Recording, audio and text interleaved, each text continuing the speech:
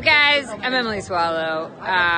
If you're looking at this, you're watching the virtual Cantina network. This is the way.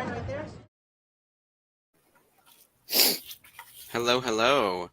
Welcome, everyone, to a very special VCN special presentation. It is officially Ahsoka Eve.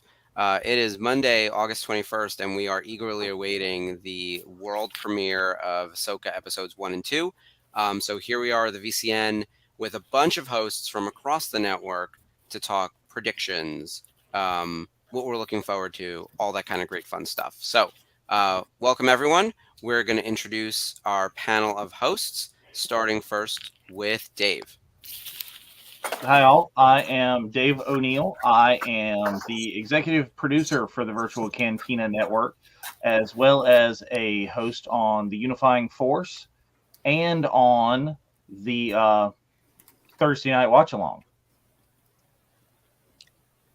Hi, I'm Spencer Jowitz. I am one of the admins for the Star Wars Celebration Japan group, as well as one of the co-hosts for the Virtual Cantina Watch Along on Thursdays. Hi, everyone. I'm Mark Von Olen. I'm the programming director here at the Virtual Cantina Network. I'm also the host of Rebels Revisited on Monday nights and the producer of Daughters of the Galaxy, which airs every first and third Wednesday. We are seeing a message that maybe this isn't live on Facebook at the moment, but are we on YouTube? It looks like we have people visiting us on YouTube. Yeah, we're definitely on. Looking into it. We are, and I am working to solve that problem as we speak, sir. Excellent. So no worries. This will obviously be recorded like it always is. You can always find us after the fact. I've been recommending people join us on YouTube. We have it all set through StreamYard, and we can see who you are and interact with us. And we'll continue to vamp as we get up and running on Facebook. We're going to get into the meat of the conversation. I'm going to pass it next to Bryce. All right, everybody. Bryce Nyer, moderator for Celebration page. I also run the Twitter account for the Virtual Cantina Network. One of the hosts for Jedi Archives, and starting this Friday, we'll be hosting one of the brand new shows on the network, the Ahsoka After Show. So looking forward to that as well. And just to jump in for a second, it looks like we are live on Facebook now. Yes, I see that. Excellent. I think so. So for anyone who missed, welcome to Ahsoka Eve. We'll do it again real quick. Very excited to have everyone here. We're, less than 24 hours away, or I guess we're literally 24 hours away from the launch of the Ahsoka program on Disney+. We're here with a bunch of the hosts from the network to talk predictions, all sorts of fun stuff. And we're just letting you know who we are. I think you guys know who Dave, Spencer, and I are. And Bryce just introduced ourselves. We have some new people as well, so I'm going to continue it down the line. I am JT. I am one of the two hosts of one of the newest shows on the Virtual Cantina Network. It is the dumbest show that will ever be added on this network. It is the Nerf Herder Council, and our first official show is going to be next Wednesday on August 30th. But I'm not a moderator or anything like that. I'm just a dummy who comes and talks Star Wars with my brother, who you'll meet in a minute. So, welcome aboard. Thank you very much. Thanks for having us. Hey everyone, I'm Gio. I am a co-host of the Unifying Force, our little fortnightly discussion on all things deep and thematic with Star Wars. And I've been involved with the Virtual Cantina from lockdown times, and I'm here to talk Ahsoka and feel the excitement with everybody else. So thanks for joining us. I love how he says fortnightly, all British and stuff. Thank you for joining us, by the way. It's like 2 a.m. over there. You are crazy and we love it. Thank you, Gio. Powering through. What's up, guys? My name's Adam, AJ. I'm the other half of the Nerf Herder Council, the newest show on the network here. Now there are 2 of them. So I run all the tech stuff for us, which is why our show looks so poor. Hopefully we'll get some help now that we're on the network with all the professionals here. And you can tune into us anywhere you want to tune in. We got our Facebook page, we got our YouTube channel, and you'll be able to see all the Virtual Cantina Network guys on our show sometime. And hi everybody, I'm Mike Delicard, and I'm one of the moderators for the Facebook group page. I'm also a co-host for the VC Jedi Archives with my buddy Bryce over there and John, who's not here today. And I'm also going to be one of the new hosts co-host for the Ahsoka After Show starting this Friday. Looking forward to that. Nice. So thanks for joining us. Alrighty, we got a full panel here tonight. Very excited to see representation from pretty much every show on the network. Ashley had a miss at the last minute because she is not feeling well, but I will be filling in for anything Daughters of the Galaxy on her behalf, as well as covering all things Rebels. So doing a lot of like triple duty tonight. But as you know, I've been really, really excited about all things Ahsoka, as I'm sure you guys are as well, especially being a lifelong Rebels fan. And I know there are a ton of people here who love Thrawn. People who are just ready for like big lightsaber fights and potentially the return of Hayden Christensen. There's something for everyone to be excited about. So I want to go back around the panel again. We're going to keep going like a clock, just like this. My first question for everyone in the chat, for everyone on the panel, and for also everyone in the chat: what are you most looking forward to in the Ahsoka show? And Dave, we're going to start with you. I mean, it's so many things. Is choosing is just so hard. I want this to show us more about, you know, where's Ahsoka been, what's been going on, is what's up with her.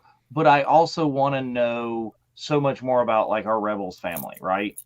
Is I want to know what all's been going on with them, where they are. We've gotten little hints. You know, I think on our overlay we had some other things covered up when we popped in. Like, what's up with Zeb? We've seen him for like this long.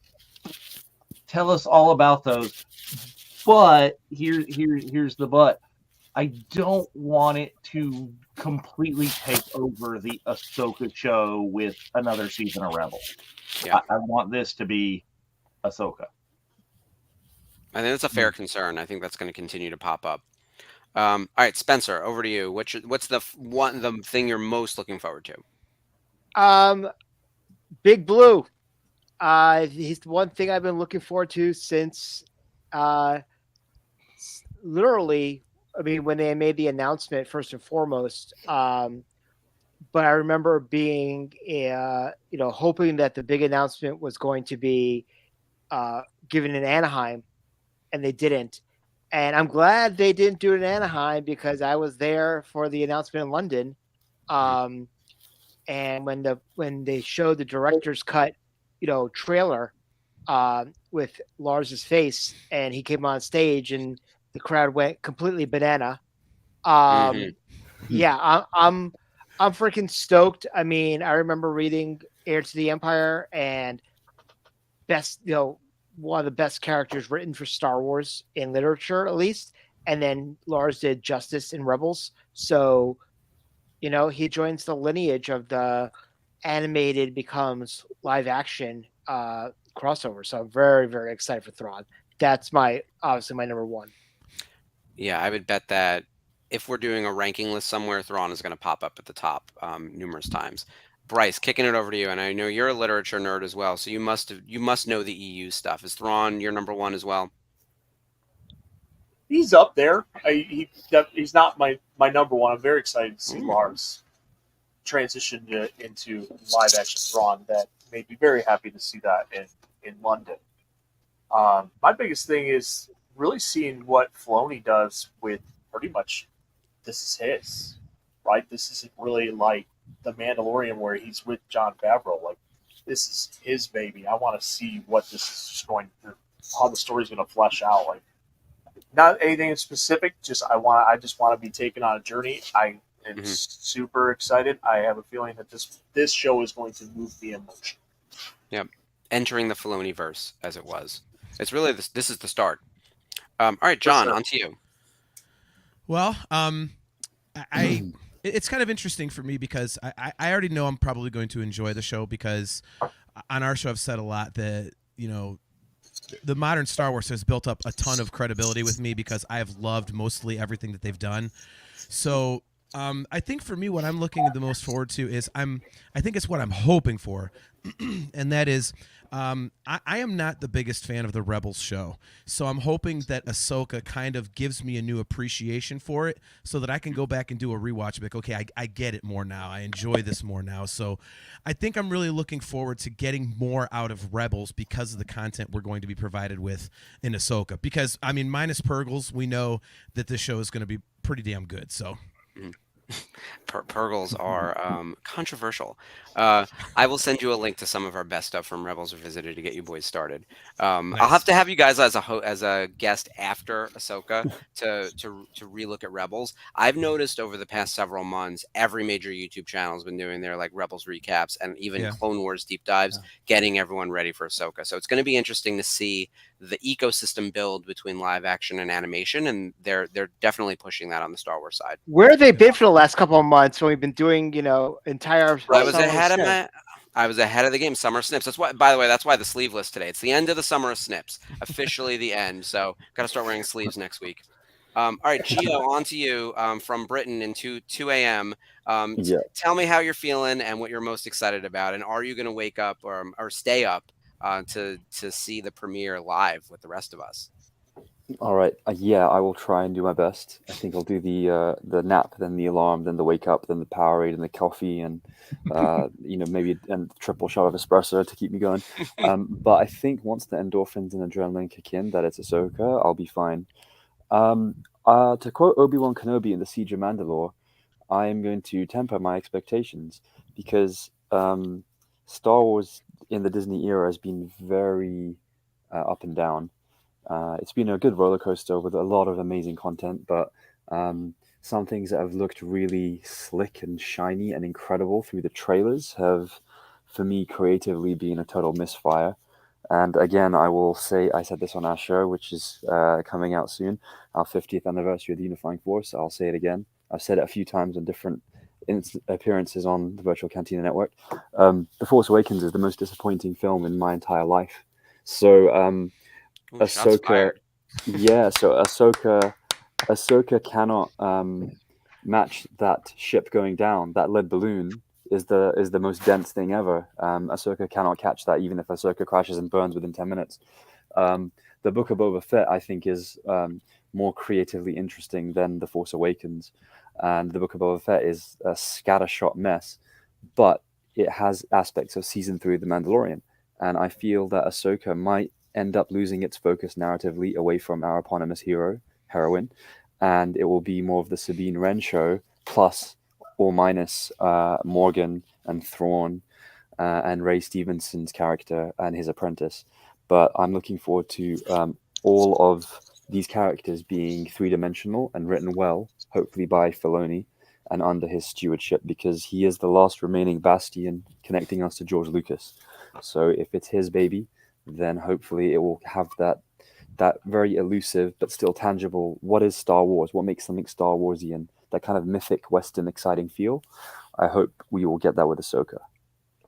And you're saying sort of the similar thing to Bryce, where it's like in Filoni we trust over here to craft the story for us and make us feel the thing. I get that as a Rebels and Clone Wars fan. Filoni has a lot to do with that. So for sure, and I actually think I do tip my hat to Timothy Zahn for inventing Thrawn in the first place, and George Lucas allowing him that huge sandbox to play with in the 90s with the EU. I again also did read Heir to the Empire. I read it as a teenager. I loved it. I thought it was incredible. And we're actually now exactly in the Heir to the Empire era. If we look at combining the timeline from EU and what Disney's done. So I love the fact that we have those hints lined up, and it doesn't need to line up perfectly with me. I'm not like a comic book nerd who hates the MCU because Civil War was different.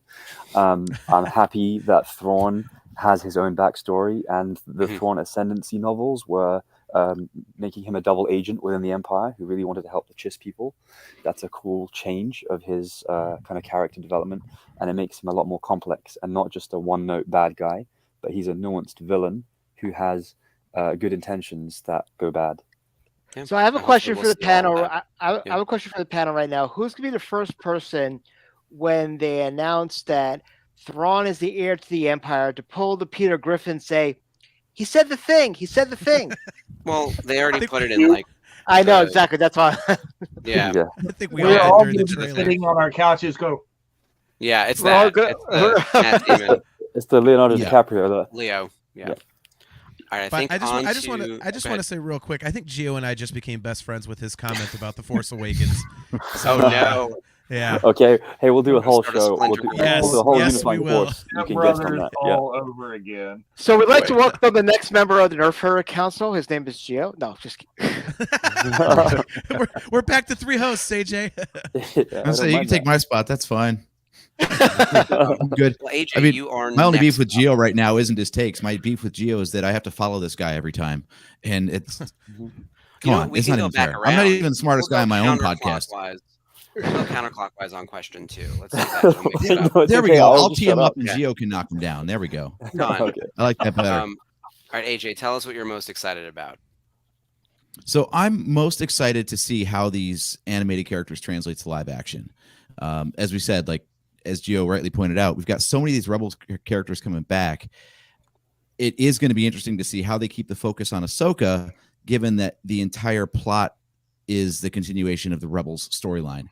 I don't know about anyone else here on the panel, but every time an animated character shows up in live action, I have to kind of like mentally recalibrate and just accept that there's going to be some differences, and maybe some of the animated stuff doesn't look right in live action because maybe it's too close to the animation model, and sometimes vice versa.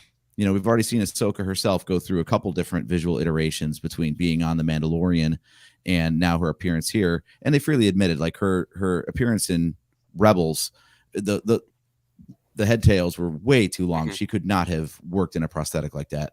So there's going to be changes, and you just have to get used to this idea that anything you see in animation or live action can jump over to the other medium, and it's going to be a presentational difference, but it doesn't mean it's, you know, ruining anything, and it can be two facets of the same story. So I'm looking forward to that most, is just to see, like, can the animation stories live alongside the live action stories without too jarring of a disconnect? Right. We've gotten a little taste of it with Bo-Katan, but this will be a really big test with a character as big as Ahsoka and as important, and as someone who's been like the glue for so long of connecting so many pieces of Star Wars. So be curious to see. All right, Mike, you're the last one to answer this question. Actually, I got to chop in for Ashley after this real quick, but tell us what you're most excited about for the Ahsoka show. Sure. Hi, everybody. So I'm here, the last one to answer, and also the last one in the time zones. I'm over here in Southern California, nice and sunny. We survived Hillary and an earthquake in the middle of a hurricane. So we had hurricane over here in California. Love it. Hurricane. And That sounds all's worse than fine. Barbenheimer. I think one of my dog beds fell over. That was about it. But yeah, what am I looking forward to? I am a big reader. I love the EU. And of course, I'm wearing my Heir to the Empire shirt. So of course, I'm looking forward to the Heir to the Empire. I do thank Tim Zahn a lot for saving the Star Wars series, because in the 90s, there was nothing. That book came out. I was teaching and I said, what is this? I read Heir to the Empire and fell in love. So I'm really looking forward to everything from that Zahn has created in the Star Wars universe that's being pulled into the canon Star Wars now and from the EU.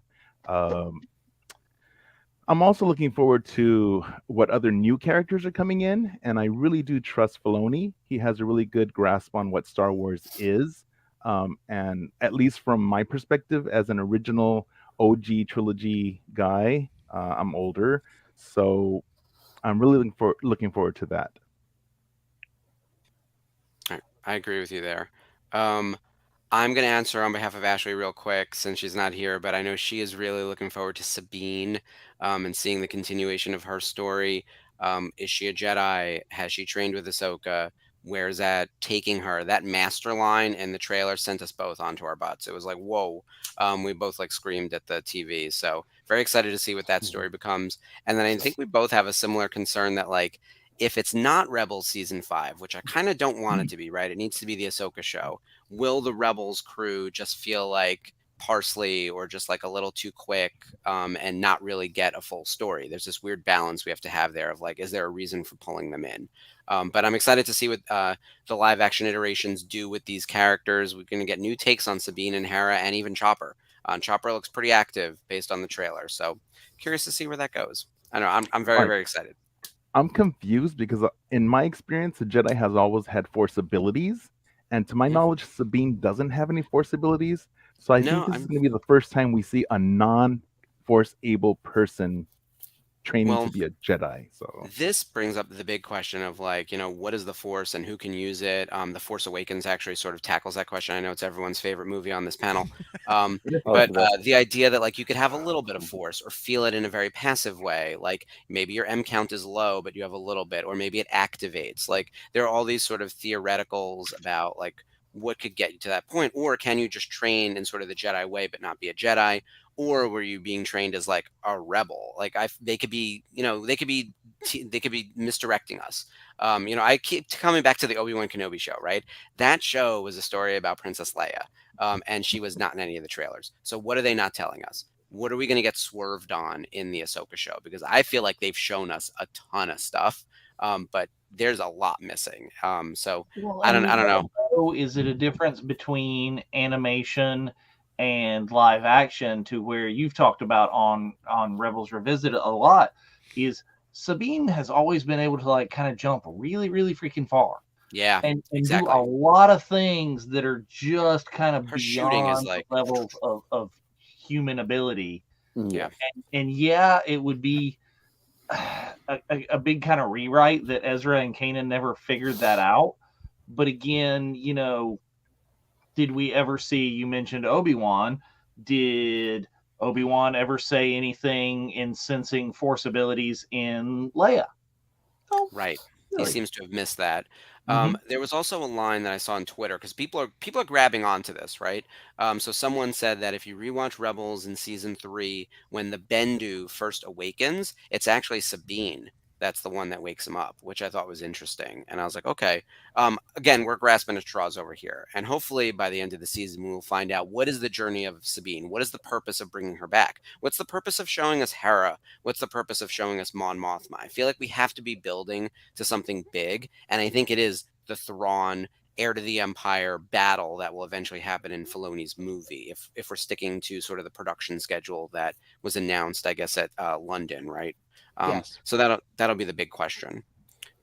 All right, let's jump into a question that I've had for a while now. And we're actually going to go back. We're going to start with Mike and work our way counterclockwise for everyone on the panel. So tee up, we're going this way. Where do you think Ezra is? And by the way, he was no one's top choice, although he was like kind of mine a little bit because he's my favorite character. He's my favorite Jedi. Like I wish I were Ezra. And I know that's ridiculous. I don't think Ezra's anyone's favorite character, but where is he, Mike? Where is he hiding? So Ezra, I think Ezra is still not found because the whole premise is that Sabine and Ahsoka have to find him. They have to go find him. So if they find him at the very beginning, then show's over. I agree. He's still, we don't know where he is, but obviously he's still alive because Thrawn is still alive. Mhm. So they went together, and he's not with Thrawn, so he's somewhere. I think that when we saw that little hologram of Ezra, I think that was like something he had recorded for Sabine when they were training during Rebels era. I don't think that it was actually him live. So I agree. he's still missing, and he's probably going to be like the MacGuffin that we get to at the end of the series, just like we had Luke in The Force Awakens. Okay. Adam, do you agree? Or have a different take? That's the last thing I want. I do not want this whole like stinger right at the end where, oh, all of a sudden here he is. No. JT and I were talking about this. I think the two questions are, what is the story around the hunt for Ezra and Thrawn? And since he's in the trailer and we know that they don't like to put anything outside the first episode, maybe 2 in the trailer, that the real question is going to be what is after they find him? Because that's not going to be the story of the season is finding him. So what happens next? I'm good point. really curious to see where they go with that because I have no ideas. If anyone wants to posit a theory on that, I'd love to hear it. That's and a AJ, great question. Just a clarification, that's not what I want either. But that's what I think Disney has a track record of doing. Yes. So those are two different things. I don't want that either. That's fair. That's true. They did let us know that Mark Hamill was in The Force Awakens, and I mean, technically he was. Oh boy, The Force Awakens is getting pounded tonight. Well, it's usually Rise, so. Yeah, well, look, I could jump on that one. And I think we should actually end with like everyone's stating what their favorite Disney era project is at the end. Ooh, I'm we curious talked to about see that what earlier in everyone chat. belongs to. Was a Yeah, good I question. like the idea of like not just finding Ezra, but like what's the situation? Is he like a Jedi Master? Did he go dark? Is he that secret Inquisitor? There's a lot of questions out there. Gio, I want to come to you. Like, what's your take on Ezra? Not necessarily like where is he, but like what is he? What is he doing? That kind of thing. My take on Ezra. I mean, as a character, I think he's one of the best Disney era character inventions by far, because I also think Kanan is one of the best Jedi ever written, and I think it's a really interesting parallel to compare Kanan to, say, a Qui-Gon Jinn and to an Ahsoka Tano. I think there are some elements there of them being independent and rebellious, and having original thought that it lies beyond the kind of dogma of the Jedi Order. So it's an interesting parallel and also an interesting kind of foil to the mainstream Jedi Order that we saw was flawed and ended up destroying itself before Palpatine, flipped it all. I think so. I really like Ezra as a character. I'm really excited that he's got a live action version and that we're going to get to him at some point. I don't want to see him in Ahsoka at all because there's already too many characters. No, I love Ezra, but I don't want to see him here. And so I'm concerned about running out of screen time just for the characters that are already in the trailers. So if we have more characters, that's just going to be too many cooks in the kitchen again. It's going to be like that scene in the Book of Boba Fett where there's just too many people at the table. And I was thinking, like, this is a meta joke, right? Boba Fett is at the head of this table, but he's not even speaking, and everybody else is speaking. It's like a summary of the problem with the show, right? Wait, here. Boba Fett was in that show? Yeah, well, he was in the index and on the contents page. He wasn't actually in the book. He was in the cliff yeah, He was on the cover, Gio. He was on the cover. yeah. They mentioned by. There was Boba in the blurb, but that was it. We've got a tough crowd here tonight. Yeah, it said coming soon. At the end of the Book of Boba Fett, it said Boba Fett will return in Star Wars. ... Like the end of Guardians. I think that Dave Filoni, I feel like his tone of direction with Rebels reminded me a lot of Firefly and Serenity, which reminds me a lot of Guardians of the Galaxy. Now, I hope those things just keep cannibalizing each other because they're all amazing. And if we have that kind of adventurous tone with Ahsoka, but still have her grounded as a kind of serene older Jedi Master, then I think we'll have something awesome. I think we'll see Ezra at the end. I think he will be the kind of MacGuffin, as Mike said. I think he will be like the tiny Luke reveal at the very end, potentially, and leading to something else, to another project, maybe to the film. But I think that by having him relegated to an epilogue, you also don't worry about the Purgils, and you can focus more on, okay, if Thrawn is front and center in the trailers, then does it mean Ezra should be front and center as well because they vanished together? I think logically you could ask that, and that's an actually narratively interesting question. And also it makes sense that if Thrawn has a lot of appearances in Ahsoka, then Ezra should be there as well in the same time period. And that's where you get difficulty with the entire invention of the world between worlds and time travel and the Purgils, because you can tangle yourself up in crossed wires before you even finish the end of the first sentence trying to explain this stuff. So I hope they stay away from it and they keep a simple through line, which is Ahsoka and Sabine with Hera and Chopper supporting on the side. And Ezra, it can be like the cherry on top of the chocolate sundae at the end as a reward. And we get, hopefully, I hope we get lots of Thrawn just being quiet and not saying much, and what he says has enough gravity and weight to make everyone be like, oh, we missed him. And that's why we like those novels, and that's why we thought Rebels was amazing, because of him. And I hope his delivery is exactly the same as it was in Rebels, because I wasn't convinced with the first CG look of Thrawn, I'll be honest. I hope the visuals are better. But I don't really judge things by trailers anymore, as I mentioned with The Force Awakens. Don't I not think cry now. we definitely can't trust any trailers presented in any way. You asked a Yeah. lot of good questions there, and I think what I want to do is, like, as we save this recording, is come back to this at the end of the series and figure out who was right and who had interesting thoughts, that like how they landed and all of that. It's going to be really fun to come back and watch this like 8 weeks from now. All right, I'm going to move on to John. Where do you think Ezra is? What do you think he's up to? Do you agree with Gio on any of those points? Not about Book of Boba Fett. I thought that was just a really fun show. Mhm. I was entertained. Anytime you got a Rancor running around kicking ass, I'm like, sign me up, dude. Like, it's simple. I enjoyed it you know. too. I enjoyed it too. It was So, fun. But I think everyone's brought up some really good points. I could easily see Ezra as the MacGuffin. I could see, Gio, you said like the cherry on top of the sundae at the end. I could see that being the case. Personally, I actually think that he is somehow with Thrawn, or Thrawn knows where he is or how to get to him or something, because in the trailers we see them saying like, okay, let's go find Ezra, but then it's also, let's go find Thrawn. So I don't know how they're going to go on these two separate quests in this one little 10 episode series. So I really think that they're tied together somehow. So I think like both of those things are going to be tied together. Like finding Thrawn is finding Ezra or something like that. Something of that nature. I just, and AJ and I talked about this on our show, and you just brought it up, Mark. With the trailers, they show us things in the trailers, and if it's one thing that we've learned is that you get all these really cool visuals, and most of the time it all happens within like the first 5 minutes of the first damn episode. So we've already got Thrawn, we've already got the holographic message from Ezra. So I'm wondering if they don't just pop out with the Ezra thing right away, or maybe the first scene is Thrawn like coming out of hyperspace on those god awful space whales.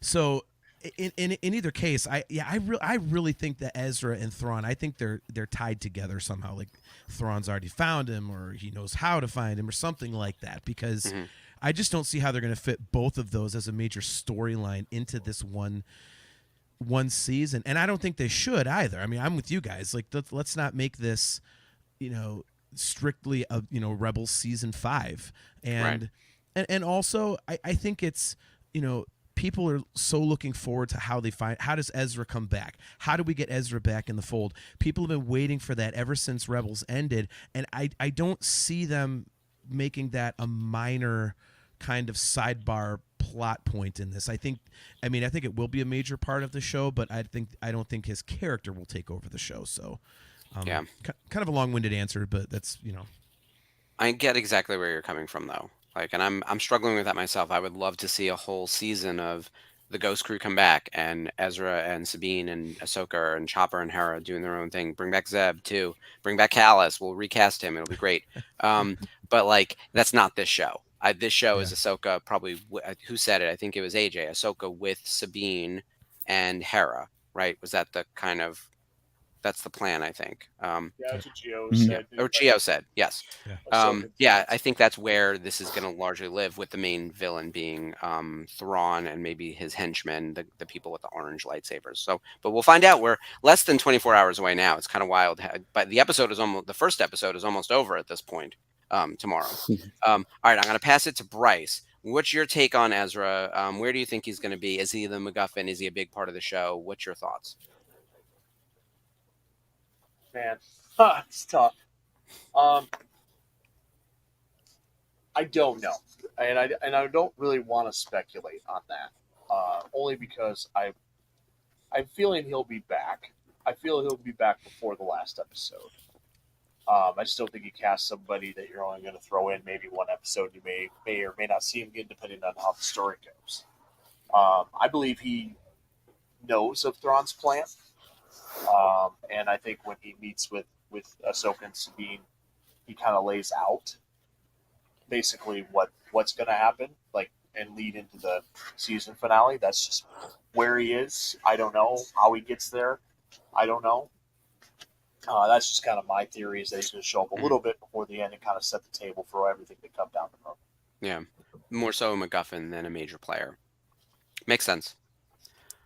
All right, Spencer, where is Ezra? Now, if I was writing it, he'd be in a shallow grave. I was waiting for it. Yeah, no, no. See, I would love them to pull a Mortal Kombat 2, where in the first 5 minutes of the movie, the main character in the first movie gets killed, like Johnny Cage got killed in the Mhm. first 5 minutes. The No, movie, not the video game, just to clarify for correct. all the MK fans. Yeah. Yes. So, no, honestly, where I would like to see him.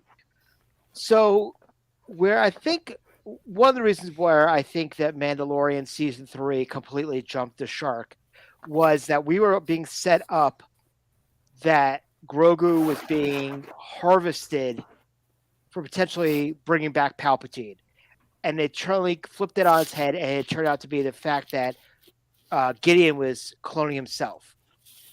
What if Ezra is being harvested for Snoke? Because if this is It's not supposed to be the in the middle, weirdest thing I've heard. if he's in a basement right now, being hooked up like Mando was in that pit with that Grievous type person, being harvested for his M count. Yeah. That honestly, I don't want to be as simple as, oh, he's on a planet, he's on an island, or he's over there, harvesting, metal runes. I don't want something that cheesy. I want him to be in He's a dire. mailer run farmer. Yeah. Yeah. I want him to be, or breeding moth cats. I don't know. I want him to actually be in some sort of dire straits that will lead into my answer later on to what you're talking about with the World Between Worlds. Yeah. But I want to see Ezra in some sort of difficult situation that if the Ghost Crew does not save him, he's dead. Yeah. Put him into some actual I agree with that. danger. Mhm. Yeah. If it prevents him from speaking, I'm all for it. I think that I hadn't thought about that, him being in sort of peril. I thought more missing. But there's also some speculation from people on the panel saying he's interconnected with Thrawn still. Could he be Thrawn's prisoner? Like there's any number of ways in which he would be needing a rescue, not just stuck in the outer reaches of the galaxy. So be curious to see. Okay. All right, Dave, do you have something less macabre for us on the Ezra front? Less macabre, yes, but I'm going to go ahead and say my opinion on how much we're going to see Ezra and where Ezra is has changed since we knew about this show coming on. When we saw Ahsoka in Mando, and she's going at Lauren Mary Kim is going like, where is Grand Admiral Thrawn? Is I thought, okay, when we get the Ahsoka show, this is right off the bat. It's the search for Thrawn. We're going to see Ezra. We're going to see Thrawn. They're going to be back. They're going to be the major players. But as that's evolved, and at Celebration, when we heard about the Filoni movie was announced, and that they've titled it Heir to the Empire. Unofficially, but yes. Right. But yeah. I'm like, no, this whole thing in the Ahsoka show is just going to be to set up big reveals in that. I think we're going to see a lot less. Is we're going to have to sit here and look for what you were talking about. Where's the bait and switch is where that it's now the young Leia show. Yep. Is what's going to happen there. So I think we're going to start off with the searching, and we've seen Ahsoka. She's introduced. Ahsoka is going to have to go and reintroduce the general population to Sabine. She's going to have to search out and find Hera, and then we're going to have to see about Hera and whether they go find Zeb or whatever else happens along the way. Finding where Ezra is and finding where Thrawn is going to be, in my mind, as soon as they named the Filoni movie, bumped that reveal further back down. Yeah, I think that's fair. Well, you know what I the also working think, title of that movie is for the crew, right? It's I mean, it's Dave Filoni's movie, and Ahsoka is his baby, so it's actually called Orange and Blue Harvest. Seriously? I really thought you had something Seriously? real there. I was like, That's wait a minute. fantastic. I don't know. Welcome Now, to the I, Nerf I Herder hope Council, I hope y'all. I hope it's not like the Clone War movie that was a kickoff for the Clone Wars the series, which was a Oh, big boy. letdown Yeah. for me when I went to the theaters. Yeah. Like, oh, it's the first Star Wars, and we see this animated movie, and it was like, wait a minute, it's a big preview for the show. So I Well, hope this doesn't become a Clone Wars movie preview for Filoni's movie. We never did find out what happened to Stinky. Mm. Oh, we know where died. Stinky We could cut is. to him. We could cut We to know him in where a Stinky second. is. One of the concerns that I think is valid. Oh, here we go. There he is. We found him. There's little Stinky. He's our mascot now. We love The little more you Stinky. know. Mike, what you mentioned about that movie sort of being essentially a pilot for a TV show. I think the big concern in all fandoms right now, whether it's Marvel, DC, Star Wars, whatever, is that nothing exists as a standalone project anymore. Everything is a brick in a larger wall, and you don't really necessarily care about every brick in that wall, but you sort of have to watch because there's like required reading. So you can't just go into a movie and enjoy it. Weirdly, when Joker came out and it was a standalone movie about one character and did incredibly well, no one picked up on that lesson to just make interesting standalone movies. Everyone was like, no, continue to build our interconnected web of movies and series, and especially Star Wars. I feel the interconnectivity is like at a level that just is mind-blowing and difficult to comprehend. So we don't just have like something like even the Acolyte, which feels really outside of everything else. You know they're going to find a way to connect it to a bunch of other things that we don't need it to, and therefore make it more complicated unnecessarily. So I think Acolyte everyone is has a that. Skywalker. I can't. If there's a Yoda in there, even I'm gonna scream. So I would love for there to just be a great standalone project that doesn't connect to anything else and doesn't require the us watching all these other shows to get ready for a show. I mean, have you ever heard of doing homework for like a pop culture event? This is in some ways this is kind of ridiculous, right? Like we're all gathering together, being like, "What do we know? What do we not know?" I've watched so many videos about what you need to know You going just into the removed show. the entire purpose of our Yeah. channel, Mark. Basically, yeah. Yeah. And this is our program Yeah. director. The program director, I was like, tune out now. No, it's really, but the fact that it shouldn't be required, right? Like No, it that's the shouldn't. thing that's frustrating. So, but I do think that this show has a chance to really just stand on its own and be an interesting story, even if it will set up Heir to the Empire, which I think, by the way, like Heir to the Empire is printing money. If we're really going to do a movie that's Thrawn as the lead villain and it's going to be called Heir to the Empire, that should attract everyone from the EU fans who felt left behind when Disney created a different new trilogy, right, for a sequel trilogy, and the people who love him from Rebels. Like this should, and the people who bought the new books, this should print money. Oh yeah, but you know they're gonna bitch because they're gonna say, well, this is Heir to Empire, but it's not the book. I think It's you the can get over Civil War that. problem. Yeah. Yeah. Mara that's a Jade, tough one. damn it. Mara Jade. We're not going to see no, Mara I Jade. agree. Yeah. Let's bring her in. Mara Let's bring her Jade's in the World Let's Between bring her Worlds, in. Dave. Yeah. Which, what a So, Mark- setup. We do have to talk about World Between Worlds, but yeah, John, go ahead. I had a Oh, question no, for you, Mark. Because you brought up an interesting Peter. point. You're talking about like all the rebels that you have to know to get ready for this show, right? And they've always been very good at trying to bring people, making any project its own entry point. And I've actually got people who aren't really into Star Wars, but they're trying to get caught up because they're curious about this new show coming out.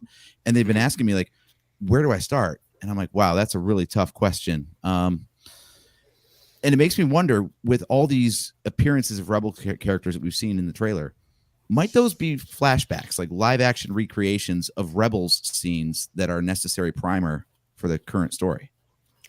Part of it, possibly. I actually think they're going to reshoot stuff. Hayden's voice in the trailer, I swear that is re-recorded dialogue from the Clone Wars that Matt Lanter did. Like he was not doing new dialogue; it was I old thought the dialogue exact same thing as re-recorded soon as from I heard by it. Hayden. So my yeah. suspicion is right in there with you, because I think there are scenes like we saw the mural, which is obviously like a set piece now, but like that final scene of Rebels, like the last 30 seconds of her in front. I think we're going to recreate that. I think they're also going to meet up at that mural a few times because she has long hair, she has short hair. Ahsoka seems to come back and forth. She's wearing white, she's wearing gray. Who could tell? So I think we're going to get a lot of new stuff, and there's also going to be recreation. And I would love, do you guys remember at the beginning of the Obi-Wan Kenobi show, they played all the clips from the movies? If they gave us like That was Yeah. amazing. 90 seconds of like all the stuff you need to know recreated in live action, and I don't know if that's going to happen, I would lose my damn mind. I don't know about the rest of you. Can we That have was awesome. Sheldon? Even can the we have little Sheldon? hollow of Ezra was a 1-to-1 of Rebels. Oh, easily. Yeah. Can It looked we like have it was Shel- just like, yeah. I At think the they're end of going that to be. 30 seconds, can we have Sheldon Cooper with the paper bag at the end of it, just trying to breathe into the paper bag, Breathing. trying to catch There's going to be a lot of that. I think this show is, I mean, Ahsoka's been with us now since the Clone Wars movie. Not a great entry point, but like 15 since years. then, obviously became a huge part of the, right. It's 15 years now, at longer than any of the prequel, any of the sequel characters.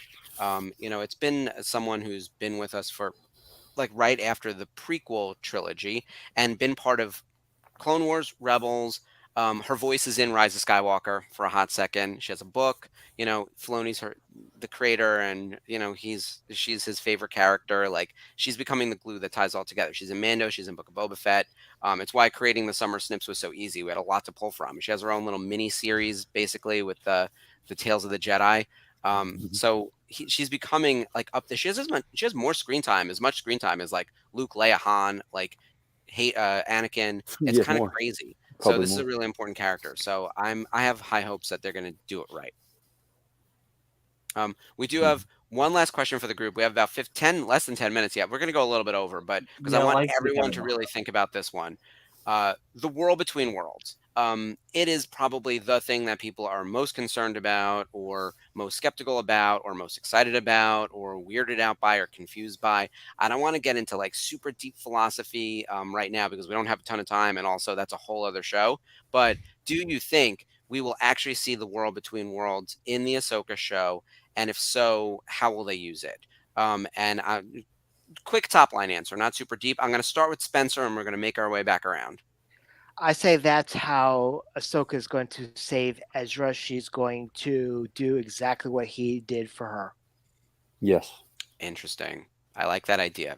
Dave. It rhymes. Yeah, it's poetry. It rhymes. Yeah, it's poetry. It's stupid. Keep moving, Dave. I think that was kind of a lot of where I was thinking is you're going to see that's going to be the big dramatic kind of reveal. You know, some other people have been mentioning that in the chat, but I don't think, you know, that Filoni's not going to kill Ahsoka. No. She'll be in that Heir to the Empire movie. We're building an Avengers here. Yeah. He's not going to kill Ahsoka, but does Ahsoka have to make an important choice to grab Ezra, do something, to do what you know they were told not to do in Rebels? I see it going that way. Mm-hmm. And what I hope that doesn't happen is it gets absolutely crazy and then creates the Star Wars multiverse and goes to the MCU, and please God, no. God. But, I agree. Please no. I'm done with multiverses. Thank all you. right, Mike, what do you think? So I'm thinking that if we do, I don't like World Between Worlds, to be honest, but if it does come up, I hope it's a choice that Ezra had to choose Ahsoka, and then Ahsoka has the same choice to choose and save Ezra, and she doesn't. So that's what I'm hoping. And because if she did, then it would change everything way in the future. And Ahsoka knows this, so it's probably gonna just kill her, but she has to let him suffer his fate. And I think that's gonna be that. To me, that would be awesome. Well, you're all trying to kill me, is what it feels like. All right, AJ, you're up. Well, Mike, I love your theory. I think, I mean, I personally would enjoy that, but yeah, I don't think, like Lonnie said in the chat here, I don't think Filoni would do that to us. It would be wonderful because Ezra had to make that choice to let Kanan die in the world between worlds rather than saving him. So that would also be poetry. But yeah, I think we'll probably hear mention of it. I don't think we're going to see it on screen. I mean, look, Dave has great stubbornness or belief in his own ideas because Ahsoka was so reviled when she came out, and he just stayed the course. And he's like, trust me, we had to start her there because we had to get her to this other place where you like her. So it's possible that he could persevere with the World Between Worlds idea, but I'm hoping there's been enough outcry over the whole idea of time travel in Star Wars that he maybe acknowledges that it was a thing that happened as a plot point, but doesn't bring it in for a second go around. 'Cause I don't know there's a lot of people that really want that in their Star Wars. I agree. All right, Geo, what's your take on World Between Worlds? Will we see it? How will it be used? I think when it first came up in Rebels, I was blown away by how seamlessly it fitted in with everything, and it didn't break the narrative, it didn't break the logic. It stayed consistent with everything that we knew at that point, with the characters, with the abilities of the Force, and the power levels of the characters who were heard saying things that echoed through the Force back in time and in the future, which I think was incredible. I think as a construct to use in a live action TV show, it's a stick of dynamite that will either blow everything to hell, or it will have us a fantastic kind of crescendo at the end. I don't want to see it used more than once, and I would like to see it used in the reverse sense that Spencer and Mike have alluded to already. I think narratively it makes sense to do the whole poetry, rhymes, mirroring of Ezra's choice, but this time Ahsoka maybe listens to the future because, and I actually did some homework for this before this session we have here. I found a Nerdist interview with Dave Filoni where he talks about the World Between Worlds, and he says it was directly inspired by C.S. Lewis's The Magician's Apprentice, where there's a crazed scientist that the kids find who's talking about a wood that goes between worlds. And in this wood, there's a pool, a mini lake. And in each lake that you step into, you enter a different point in space-time. And so that's why the construction visually of the World Between Worlds was what we had, with the kind of linear, the white rays of light running, and then they would kind of converge on points. And it also goes into a little bit of what is known about the kind of spiritual, mystical aspects of the Force. But you said you didn't want to get too deep in it, so I will step out of that puddle right now. Well, I love where you're going. We'll have to explore this further on another show. Yeah, well, here's a really good quote. Filoni says this about people who are saying, "Don't put time travel in Star Wars. It breaks everything. It ruins the canon and the continuity." His direct answer is, it's not really a thing where you go through one door and out another in a different time. You can gain knowledge of the future, or the futures that may happen or could happen, and you can also see things that happened for definite in the past. You can at times choose to alter them, but it's perilous to do so. And when you alter something you don't know if that's the way it always happened or the way it should have happened. There you go. Interesting. See, that's just as good as like the Michael Keaton's explanation of time in the movie that didn't have very many other redeeming qualities. The pasta. Spaghetti. Yeah. Yeah. I don't know what that means, but we're running out of metaphors for how to describe time travel. Just get in the hot Wibbly tub. wobbly, timey like- wine. oh, the Yeah. hot tub. Doctor Who did it best. Well, Hot Tub Time Machine's a great film. And Yeah, the time travel works. I believe it. It's fun. It's a fun it ride. works. It works very well. So I think we'll see the World Between Worlds being also a MacGuffin that's mentioned, but kind of in an esoteric way. I think there's that scene with the kind of drone view of Ahsoka being on a Lothal-looking temple, and then being confronted by some kind of Imperial agent and maybe an Inquisitor. To me, it looks like the Lothal Temple, but I have a feeling that we're going to go to Tython, and we're going to discuss potential divergences in the Force, where the cosmic force and the living force combine, and that's exactly what the World Between Worlds is described as well. And that's why when an individual is in the World Between Worlds, like Ezra was in the that particular episode of Rebels that had the same name, he could hear echoes of the saga and Jedi that he'd never known from the past and the future, which I think is a really awesome concept, and ties in a lot with different cultures' aspects of time and destiny and the way things are written in like a tapestry. So I am excited to see it used sparingly. That's the key word too. Is like maybe one slap at it, but this can't. I read something on Reddit. I'm just going to throw this out there that it can't possibly be true. It'd be really terrible. It'd be awful fan fiction.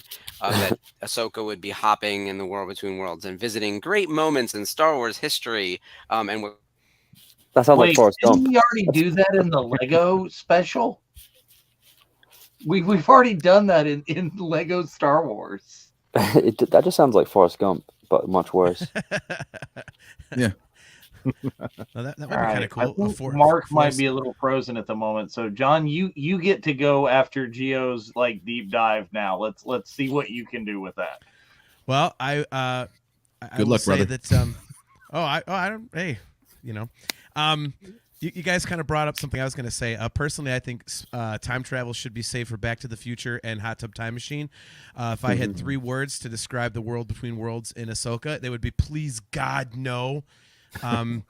The only thing I hate in Star Wars more than Purgles is the world between worlds. I think the time travel thing is the laziest goddamn thing they could have ever thought of. It drove me bananas when they put it in the show. It looked like that stupid cartoon in the middle of Romper Room when I was a kid. It was just the chalk drawing, the little boy that's drawn out of chalk. I was like, what the hell is this?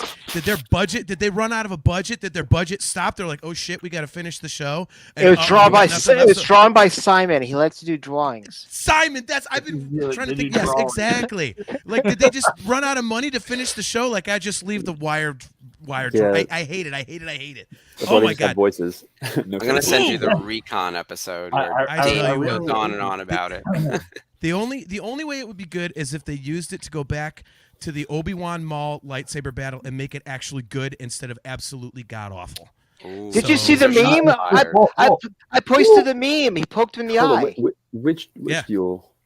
Oh, you mean that duel, the one in Rebels? Okay. Oh, wait, did we lose someone else? We did. Oh, yes. Yeah, we lost Mike. We lost Mike. I froze for a second, But but I can gained hear you Chopper. guys still. So, but it looks like we lost Mike temporarily.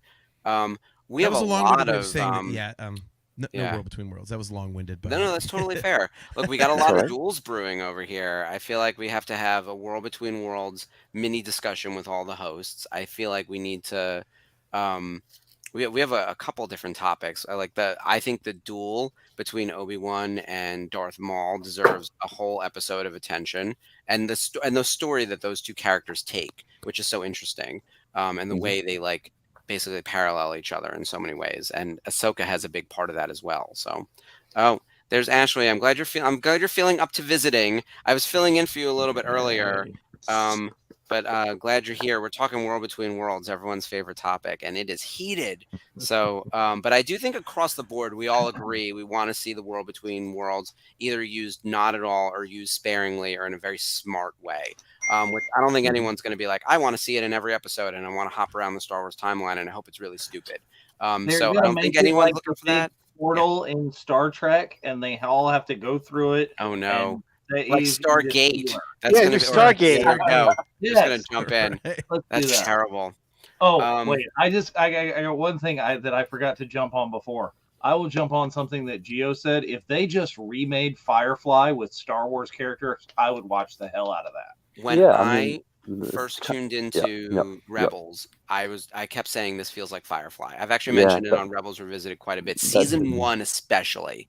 Yeah, that's what got me invested in Rebels. Along with Ezra being Aladdin in Star Wars, I was like, "What's going on? The street rat." Yeah, Nice. he's very Aladdin, and I just will needs a say boost. I A agree with boost something you chopper. said earlier too about Kanan being one of the greatest Jedi, and I hope they actually mention Kanan. I hope we at least get a little just name drop, something about Kanan in the show to remember him, since obviously. Or Hera could be talking to Jason about her father. Yeah. Well, that's the other thing, right? Like Jason Syndulla is going to be in this show. We haven't seen him yet, and apparently his hair color might be brown, according to Lego. So, a lot to figure out with that. Okay, we are at time, and I know we have some plugs. Yes, and we want to see Chopper kill a bunch of people. I know Ashley is very excited about Sabine, but also like Chopper racking up some higher death counts for sure. I'm thank you everyone for joining us tonight, and for everyone on the panel for preparing such articulate answers to these very silly questions we're asking about this show. I can't wait. I really want to come back 7 weeks from now and do like the post-show analysis and rewatch this and see who got it right, who got it wrong, like who got what they wanted, who didn't. By the way, I never get what I want. If I'm actually predicting something's going to happen, just vote against me. It is the bet. It's the safest bet. In all seriousness, I'm always wrong, even though I'm a licensee with insider info. I'm telling you, Mark, I got Mark, nothing. You have to be wrong. Let's though. do an You did a Ahsoka lot Eve wrong. revisited. Ahsoka Eve revisited. Ahsoka Eve's revisited. Absolutely. Yeah. 7 weeks from now, we'll do it. Okay, that's cool. Post-show. Sign me up. Excellent. All right, we have a lot of great programming on the network that kicks off this week. So it's the end of the summer snip. So Sleeves will be back next week. We'll be ready for the autumn of Ahsoka or whatever we're going to be calling this. But every week there's a new episode of Ahsoka airing on Disney Plus now, Tuesdays, 9 p.m. Eastern. So we have programming built all around that. Rebels Revisited will be back next Monday. And then on Wednesdays, we have our alternating The Nerf Herders, which is very exciting, and Daughters of the Galaxy on alternating weeks, which is very exciting. Thursday night on our watch-alongs, we'll be doing Spencer, Dave, Jeff, the rest of the guys. We'll be watching episodes of Ahsoka. And then there's a new show that I'm going to let Bryce introduce, and then I want to pass it over to the Nerf Herders to talk more about their new show on the network. So, Bryce, take it away about the after party, or the after show. Yeah, the after show is just going to really be a reaction show to watching Ahsoka. It's going to air on Fridays. It's just going to be John, Mike, myself, and whoever else wants to come on from the network to join us those days, just to kind of talk about the episode and not too big of a deep dive, just overall, like, you know, what we like, where do we think the story's going to go, that kind of stuff. So pretty general, you know, reaction video. Very cool. And that'll be Fridays. And I want to say Fridays at midnight, so everyone will be able to... midnight Eastern. Or Midnight midnight Pacific. Midnight Pacific, yeah. Perfect. Excellent. All right, I'm going to hand it over to Spencer to introduce the Nerf Herders, and then you guys take it away about your show. So I've met these gentlemen in Chicago at Celebration. Gentlemen, yes. Please, John, your wife's a bigger man than both of you guys. No, I love them all. But we clicked instantaneously, and they were just starting a podcast back then called Nerf Herder Council. And if you see their show, it's edgy Star Wars. That's how the best way I could do it, and they're unbridled, and it's something that is, I think, sorely needed on the VCN. Is sort of that late night content that we don't have personally right now. And they've had the show for a while, and this is actually the first time we're taking a known entity and incorporating it into our programming. So with that, in further ado, I'm glad to announce that the Nerf Herder Council is now a part of the Virtual Cantina Network family. And John and AJ, welcome. You guys have been part of the family for a while now, but you're part of the network, and I'm very excited to have you guys join us next week. Well, first of all, thank you for having us, guys. It's really an honor. I mean, you guys have built this thing into something enormous. So to even be considered for this, you know, it's awesome for us. In terms of us being edgy, the one thing I would add to that is that we're not trying to be. I think the one thing that AJ and I have always done is we just wanted to sit down and BS Star Wars. And we have added other content to it too. We'll talk Marvel, we'll talk movies, you know, anything nerdy, but it's mostly Star Wars, you know. But we don't. You know, we're not setting out to be edgy. It's just we're just honest with what we think, and you know, if we really dislike something, we'll say it, and if we really like something, we'll say it, and if something funny comes to mind, we'll say it. So, but yeah, the show's been around since 2015, so it's been a while, and it's really like basically an excuse for AJ and I to hang out. You know, we're brothers, and we've had a blast doing it, and we're terrible at promoting ourselves, but I'm proud of the content that we do because it is honest. If nothing else, it's honest. You know, we don't try and shill for anything, and you know, if it does sound like a shill, we'll be honest. You know, I mean, I'll fanboy about stuff more than just about anybody. So, but yeah, I love doing the show, and it's an honor to come do it with you guys, man. Because I think I've watched a lot of your guys' programming, and Spencer, obviously, as you said, we've been friends since Chicago, and it was, like you said, pretty instantaneous. So it's really an honor to be here with you guys. So awesome. And so you guys are going to debut next week, and what's going to be your first subject that you guys are going to discuss next week? Go ahead, AJ, since you didn't talk when you were supposed to before. No, look, someone's got to tee me up on these things. Okay, I'm not a podcaster by trade. I did tee you up. I prefer the audio version when no one had to look at my face. But anyway, no, we're going to be, we're like most of the rest of the Star Wars podcasting, universe. We're going to be talking about the first 3 episodes of Ahsoka at that point. I'm actually glad that they switched it over to Tuesdays, because that gives us a day of breathing room to catch up on the 3rd episode before we have to broadcast about it. Yeah. We were planning on rushing home from work and having to like squeeze in the viewing and get our thoughts together with like 20 minutes to spare before we went live. So this actually gives us a day and 20 minutes instead. But yeah, we'll be covering the first 3 episodes of Ahsoka, and whatever detours come to mind along the way, because we really have a hard time staying on one thing only. Yeah. So if anyone wants to jump in, join us on that. That's great. We're all going to have plenty of thoughts and plenty of time to talk it out. So just hit us up. Yeah, and that's one thing I would add about our shows, that people that come into the chat and whatnot, we actually we put a lot of comments up there, and we invite people to take part in the conversation. One of the things that I really like on other shows is when the viewers or the listeners kind of drive what's going on. So a lot of what we do is actually driven by what people are saying in the chat. So it's a very interactive show. So that's very important to AJ and I, that we hit, that if people want to take part in the show, you're more than welcome to do so. So excellent. And that's the whole point of having counsel in the name, is if someone wants to, someone really has a, strong opinion and wants to come in and voice theirs, by all means. Well, we got 60,000 Facebook members that we will have to point in your direction. So make sure you guys, make sure everyone checks out the Nerf Herders, debuting on the network Wednesday, August 30th. So 8 days after the premiere of Ahsoka, the day after episode 3, they'll be covering Ahsoka episodes 1 through 3, which is very exciting. Well, welcome aboard. Very exciting. And we have the new show with our Ahsoka after show on Friday nights with Bryson, Mike, and John. So a lot of new programming happening here on the network. Start now that the Summer of Snips has ended, and as we get into the premiere of the Ahsoka series on Disney Plus. Which, by the way, I just want to say, like, Disney Plus did the right thing by moving Ahsoka to an actual watch time for all of us, like the way we used to actually watch television. Did anyone watch Lost when it was on? Like, it's on prime TV? time. At primetime TV, 9 o'clock, ABC, Lost, and then the next day you go to the water cooler and you talk about it. Like, we've missed that with streaming forever. Even with WandaVision, when we were all kind of home, like, you still had to wake up early, and then spoilers were on Twitter. This time around, we can all be in it together on Twitter if you want to be in the moment, or at least when it's coming. Like, you're not just going to wake up to disaster. So, and you can also jump right from happy hour at 7 o'clock right to exactly. To go watch it. Ahsoka Live. So, and that, as you mentioned too, we're keeping our happy hours where they are, so you can do a pre-discuss happy hour if you just can't get enough of us, because we keep you busy every day of the week over here on the VCN. But right after happy hour, you can jump and we can all watch Ahsoka Live on Disney Plus at 9 p.m. Eastern, 6 p.m. Pacific, which is wild. So it took long enough for everyone to figure this out. 2 a.m. UTC, yes. Yeah, exactly. And 2 a.m. for everyone in Britain. Yeah. Geo is left out in the cold.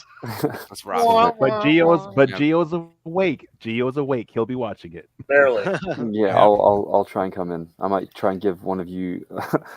I'll give my mobile number to all of you. You can all be ringing me at 1:55 a.m. Yes. Terrible. Two quick things we're going to talk about before we bounce out. First and foremost, I put up a new contest that we're doing on the VCN.